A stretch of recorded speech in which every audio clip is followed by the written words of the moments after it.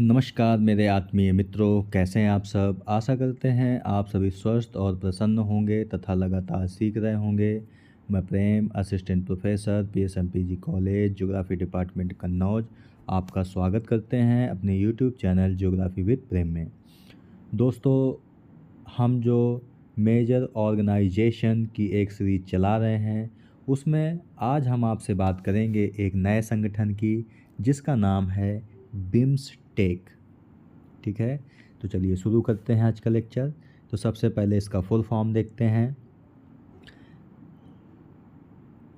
इसका full form है bay of Bengal initiative for multi sectoral technical and economic corporation.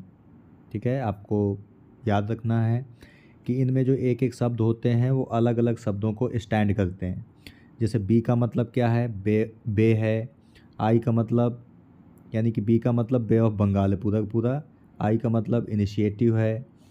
ठीक है, एम का मतलब है मल्टी, एस का मतलब है सेक्ट्रल, टी का मतलब है टेक्निकल, ई का मतलब है इकोनॉमिक और सी का मतलब है कॉरपोरेशन।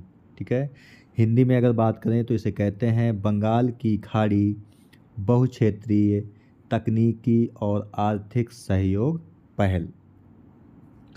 इसके परिचय की बात करते हैं। तो दोस्तों, बिम्सटेक में कुल 7 सदस्य देश हैं। बिम्सटेक 7 सदस्य देशों का एक क्षेत्रीय संगठन है, जिसमें दक्षिण एशिया के 5 देश, जिसमें बांग्लादेश, भूटान, भारत, नेपाल, श्रीलंका शामिल हैं। वहीं दक्षिण पूर्व एशिया के 2 देश यानी म्यांमार और थाईलैंड शामिल हैं। तो यानी कुल कितने देश हो गए? 7 हो गए। दक्षिण एशिया के 5 और दक्षिण पूर्व एशिया के 2 देश, यानी टोटल 7 देश इसके सदस्य हैं। यह उप क्षेत्रीय संगठन है, जिसकी स्थापना 6 जून 1997 को बैंकॉक घोषणा के माध्यम से अस्तित्व में आई थी। यानी इसकी स्थापना कब हुई थी? 6 जून 1957 को हुई थी, बैंकॉक घोषणा के तहत। हमने आपको पिछले संगठन में बताया था कि जो आपका आसियान था, वो भी बैंकॉक घोषणा पत्र के द्वारा ही इसकी भी स्थापना हुई थी, लेकिन इसकी स्थापना 1967 में हुई थी। यानी आसियान 1967 में बना और बिम्सटेक 6 जून 1997 को बना। अगर इसके सचिवालय की बात करें तो बिम्सटेक का जो सचिवालय है वह बांग्लादेश की राजधानी ढाका में है। ढाका बांग्लादेश की राजधानी है।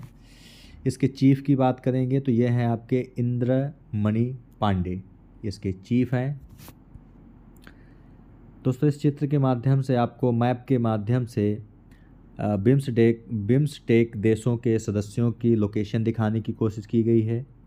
इसमें बताया गया है कि जो दक्षिण एशिया के 5 देश हैं वो कौन से हैं। ये आपका नेपाल है, इंडिया, श्रीलंका, भूटान और बांग्लादेश, ये दक्षिण एशिया के देश हैं। दक्षिण पूर्व एशिया के 2 देश हैं, म्यांमार और थाईलैंड। ठीक है, और बे ऑफ बंगाल की खाड़ी आपकी ये है और अरब सागर आपका यहाँ पर है। चलिए आगे देखते हैं।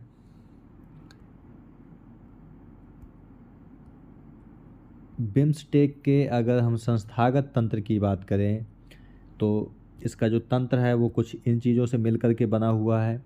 जैसे बिम्सटेक शिखर सम्मेलन, मंत्री स्तर बैठकें होती हैं, वरिष्ठ अधिकारियों की बैठक होती है, बिम्सटेक कार्य समूह है, व्यापार मंच एवं आर्थिक मंच। यानी इन 5 का संस्थागत तंत्र है इसके पास। अगर इसकी उत्पत्ति की बात करें तो ये उप क्षेत्रीय संगठन वर्ष 1997 में बैंकॉक घोषणा के माध्यम से अस्तित्व में आया। प्रारंभ में इसका जो गठन है वो 4 सदस्य राष्ट्रों के साथ किया गया था। यानी प्रारंभ में 4 सदस्य देश थे और जिनका संक्षिप्त नाम दिया गया था बिस्टेक। क्या नाम दिया गया था? बिस्टेक।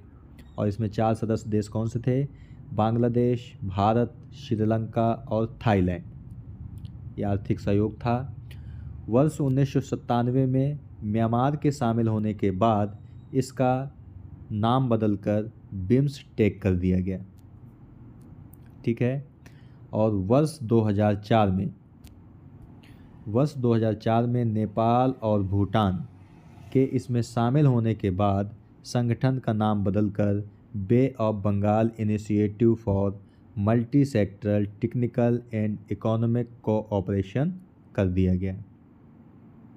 ठीक है, तो प्रारंभ में 4 देश आए, फिर इसके बाद म्यांमार जुड़ा, फिर इसके बाद नेपाल और भूटान जुड़ा, तो टोटल सदस्य देश हो गए आपके 7। अगर हम इसके उद्देश्यों की बात करें तो क्षेत्र में तीव्र आर्थिक विकास हेतु वातावरण तैयार करना, सहयोग और समानता की भावना विकसित करना, सदस्य राष्ट्रों के साझा हितों के क्षेत्रों में सक्रिय सहयोग और पारस्परिक सहायता को बढ़ावा देना, शिक्षा, विज्ञान और प्रौद्योगिकी आदि क्षेत्रों में एक दूसरे का पूर्ण सहयोग करना इसका प्रमुख उद्देश्य है। अगर हम बिम्स्टेक के सिद्धांतों की बात करें तो ये समान संप्रभुता के सिद्धांत पर काम करता है, क्षेत्रीय अखंडता इसका सिद्धांत है, राजनीतिक स्वतंत्रता भी इसका सिद्धांत है, आंतरिक मामलों में हस्तक्षेप ना करना, यानी 2 देशों के मध्य जो आंतरिक मामला है तो उनके मामलों में हस्तक्षेप ना करना, यानी जैसे हम कहें कि भारत में अगर कोई आंतरिक मामला चल रहा है तो कोई देश इस पर हस्तक्षेप नहीं करेगा, शांतिपूर्ण सह अस्तित्व बनाए रखना, पारस्परिक लाभ की भावना रखना, सदस्य देशों के मध्य अन्य द्विपक्षीय, क्षेत्रीय और बहुपक्षीय सहयोग को प्रतिस्थापित करने के बजाय अन्य विकल्पों को प्रदान करना भी इसका उद्देश्य यानी इसका सिद्धांत है। ठीक है, अगर सहयोग क्षेत्रों की बात करें कि ये जो संगठन के जो 7 सदस्य देश हैं वे सहयोग किन क्षेत्रों में करते हैं, तो व्यापार और निवेश में एक दूसरे का सहयोग करते हैं, प्रौद्योगिकी यानी टेक्नोलॉजी में करते हैं, ऊर्जा के क्षेत्र में भी एक दूसरे का सहयोग करते हैं, परिवहन और संचार के साधनों में भी एक दूसरे का सहयोग करते हैं, पर्यटन के क्षेत्र को बढ़ावा देते हैं आपसी सहयोग से, मत्स्य पालन को बढ़ावा देते हैं आपसी सहयोग से, कृषि क्षेत्र को भी बढ़ावा देते हैं, सांस्कृतिक सहयोग में भी एक दूसरे का सहयोग करते हैं, पर्यावरण और आपदा प्रबंधन में एक दूसरे की मदद करते हैं, सार्वजनिक स्वास्थ्य को बढ़ावा देते हैं, लोगों के बीच आपसी संपर्क बनाए रखते हैं, और गरीबी उन्मूलन यानी इन 7 देशों में अगर गरीबी है देशों में तो एक दूसरे की मदद से गरीबी उन्मूलन का प्रयास करते हैं, और आतंकवाद और अंतर्राष्ट्रीय अपराधों से निपटने का सामना मिलकर के ही करते हैं, और जलवायु परिवर्तन से निपटने के लिए भी एक साथ खड़े होते हैं। तो ये इनके सहयोग के क्षेत्र हैं। ठीक है, अगर इसके महत्व की बात करें तो इसे हम देखते हैं, पहले देख लेते हैं वैश्विक स्तर में इस संगठन का क्या महत्व है। तो विश्व की लगभग 22% आबादी बंगाल की खाड़ी के आसपास के 7 देशों में रहती है। आपको पता है दोस्तों कि भारत विश्व की 17.5% जनसंख्या अकेले रखता है।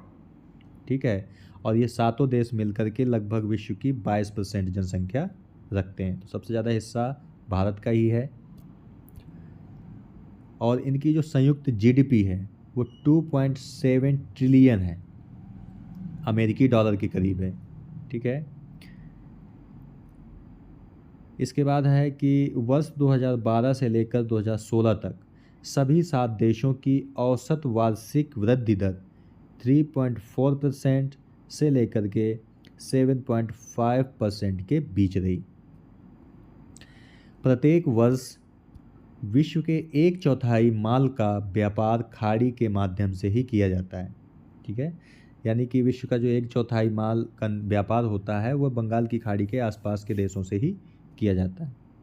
ये तो विश्व के लिए महत्व था। भारत के लिए क्या महत्व है इसका, तो बिम्स्टेक न केवल दक्षिण और दक्षिण पूर्व एशिया को जोड़ता है बल्कि महान हिमालय और बंगाल की खाड़ी की परिस्थितियों को भी शामिल करता है। दोस्तों आपको कमेंट बॉक्स में बताना है कि दक्षिण एशिया में कुल कितने देश आते हैं और दक्षिण पूर्व एशिया में कुल कितने देश आते हैं। ठीक है, उनका नाम आपको कमेंट बॉक्स में बताना है। इसके बाद है कि भारत बिम्स्टेक को नेबरहुड फर्स्ट यानी कि पड़ोसी पहले, एक्ट ईस्ट के अपने विदेश नीति के उद्देश्यों को प्राथमिकता देने के लिए एक सहज मंच के रूप में देखता है। यानी कि भारत की विदेश नीति क्या है? नेबरहुड फर्स्ट और एक्ट ईस्ट। बिम्स्टेक का महत्व तब सामने आया जब इसके कुछ सदस्य देशों ने इस्लामाबाद किसकी राजधानी है? पाकिस्तान की। इस्लामाबाद में दक्षिण एशियाई क्षेत्रीय सहयोग संगठन यानी south Asian association for regional corporation यानी शार्क शिखर सम्मेलन के बहिष्कार के भारत के आह्वान का समर्थन किया, जिसके कारण इसे बाद में स्थगित करना पड़ा। यानी कि भारत ने विरोध प्रदर्शन किया कि सार्क की जो बैठक है वो पाकिस्तान में नहीं होनी चाहिए, यानी इस्लामाबाद में नहीं होनी चाहिए। तो इसका समर्थन इन देशों ने भी किया, जिसके बाद पाकिस्तान में सार्क के सदस्य देशों की बैठक नहीं हुई। सार्क के बारे में दोस्तों आपको कई बार बताया है कि सार्क की स्थापना 1985 में हुई थी। 8 इसके सदस्य देश हैं और इसका जो मुख्यालय है यानी कि जो हेड क्वार्टर है आपका, वो आपका है काठमांडू नेपाल में। ठीक है, तो ये आपको कई बार बताया है।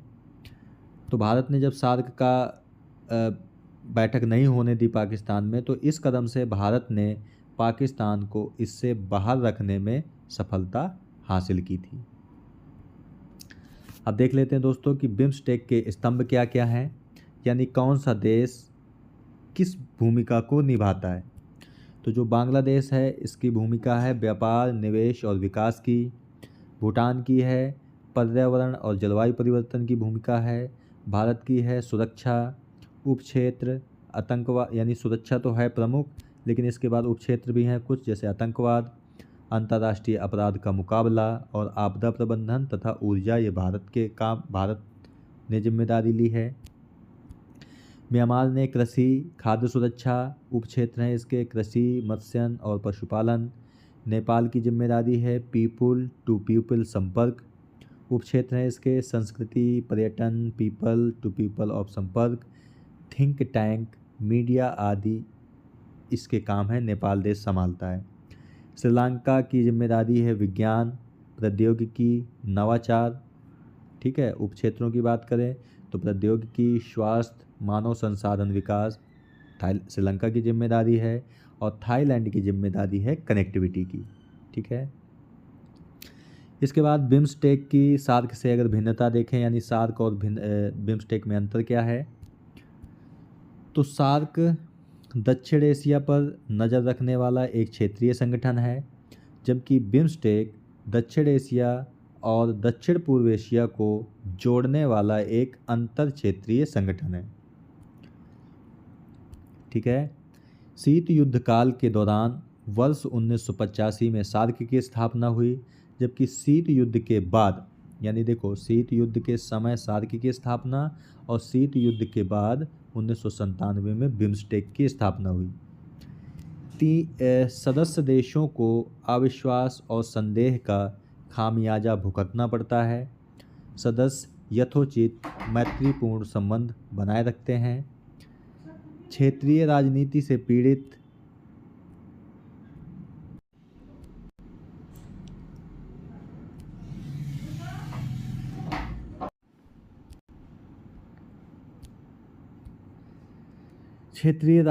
पीड़ित है सार्क जो है, जबकि वहीं अगर हम बात करें बिम्स्टेक की, तो मुख्य उद्देश्य देशों के बीच आर्थिक सहयोग में सुधार करना। सार्क असममित शक्ति संतुलन है, यानी शक्ति में कोई संतुलन नहीं है।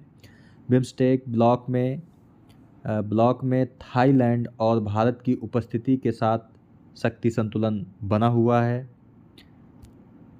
सार्क की बात करें तो अंतर क्षेत्रीय व्यापार केवल 5% है, जबकि बिम्स्टेक में एक दशक में अंतर क्षेत्रीय व्यापार लगभग 6% बढ़ गया है। ठीक है दोस्तों, तो दोस्तों आज की वीडियो में यहीं तक। आज हमने बात की आपसे कि बिम्स्टेक क्या है, इसका फुल फॉर्म देखा, इसमें सदस्य देश कुल कितने हैं ये देखा, इसकी स्थापना कब हुई थी, सचिवालय कहाँ पर है और इसके चीफ कौन है ये देखा, मैप के माध्यम से भी हमने देशों की स्थिति देखी। इसके बाद संस्थागत तंत्र कौन से हैं ये देखा। बिम्स्टेक की उत्पत्ति कैसे हुई ये भी देखा। इसके उद्देश्य क्या हैं, बिम्स्टेक के सिद्धांत कौन कौन से हैं जिन सिद्धांतों पर ये कार्य करता है। सहयोग के क्षेत्र कौन कौन से हैं ये भी देखा। बिम्स्टेक का महत्व क्या है, इसको हमने वैश्विक स्तर पर भी देखा और भारत के लिए भी महत्व इसका देखा। ठीक है, इसके बाद हमने बिम्स्टेक के स्तंभों पर चर्चा की और इसके बाद बिम्स्टेक और सार्क में भिन्नता क्या है ये भी हमने देखा। ठीक है दोस्तों, तो आज की वीडियो में यहीं तक। पीडीएफ आपको वीडियो के डिस्क्रिप्शन बॉक्स में और पहले कमेंट में लिंक मिल जाएगा जहां से डाउनलोड करके आराम से आप पढ़ सकते हैं। तो मिलते हैं आपसे नेक्स्ट वीडियो में एक नए टॉपिक के साथ। तब तक के लिए नमस्कार। आप प्रसन्न रहिए, खुश रहिए, मुस्कुराते रहिए और लगातार सीखते रहिए, कभी अपने लिए तो कभी अपनों के लिए। धन्यवाद। जय हिंद दोस्तों।